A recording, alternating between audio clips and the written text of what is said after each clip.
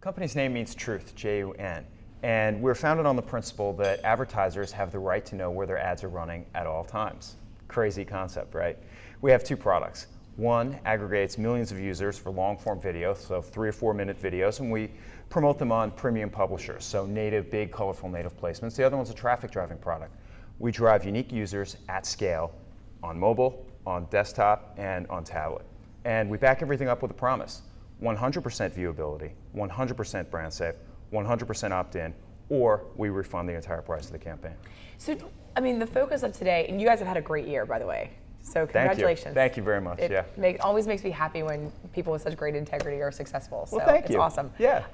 We're talking about native advertising today, and I think it's really interesting because when you apply this sort of rigor of, you know, bogeys of 100% and et cetera, and you apply criteria of success to something that's really up funnel and rich and experiential. Right. I mean, what's the mindset right now of guys that are actually using your platform to ensure the delivery? Are they? So the mindset of our clients? Yeah, of your clients. Is it about sight, sound, and motion and the, you know? Our clients want a few very distinct things from us. They want scale, they want premium, very important, and they want premium adjacency.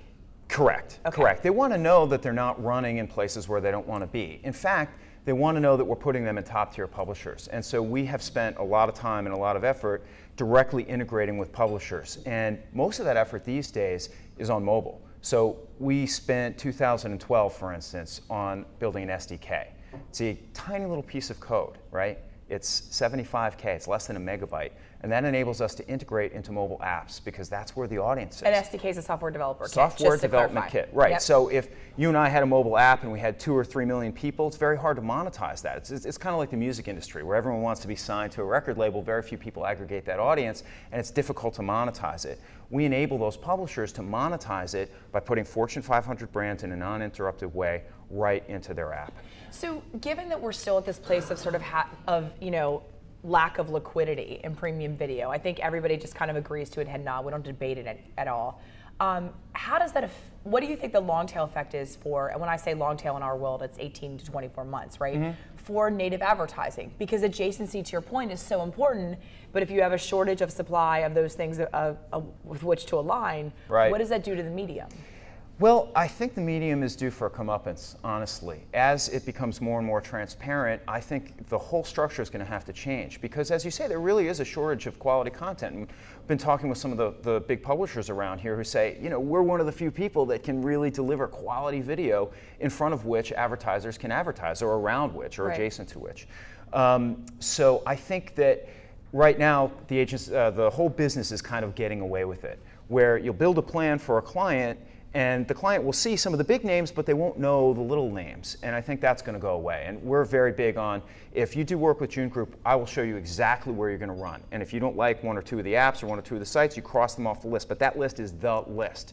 And we're one of the few players that's willing to do that. And we're one of the few that can do it at scale. Yeah, and I mean, you guys obviously are incredibly successful because you're driving value for all sides of the equation, right? Right. Which I think, but when do we get to a point, or I mean, it almost feels like ultimately we're going to get to a point where there's more like co-opted content, right? More collaborative production, sure. Because if fundamentally both sides are complaining of a shortage, mm-hmm. then it seems like at some point they're going to come together to create more, right? I think so. What role does like June Group and sort of other intermediaries now that are creating value play in pushing that agenda forward? Well, what we do is we bring quality publishers, really quality publishers, to the forefront. And our brands may not know Vigil, or they may not know some of the mobile apps that are texting apps or whatever that are really high quality and have millions and millions of users, because you have to cross a big threshold for us to even to be interested. But those players have a very important role, along with some of the really premium names, to deliver that scale for clients. Because they're very brand safe interactions. You've heard a lot of other speakers here talk about how does a mobile experience in video differ from an experience on an editorial site on the web. They're very different, and that ad is going to appear in a very different way. And everything we do is opt-in, but we have to do it very differently on a CNN type site than we would on a mobile app that is a texting app. Right, and I mean, your sort of 2 products, are they, I mean, how fundamentally different are they really when we talk about native versus scale and reach, right? Well, the traffic product came up by accident, as some of the great inventions often do in this industry. And what we did was we took a system that was built to take a video and distribute it out, and we inverted it so that that audience can come and see something or interact with something on a page. And that came from our clients telling us, listen, Facebook is no longer our de facto social network.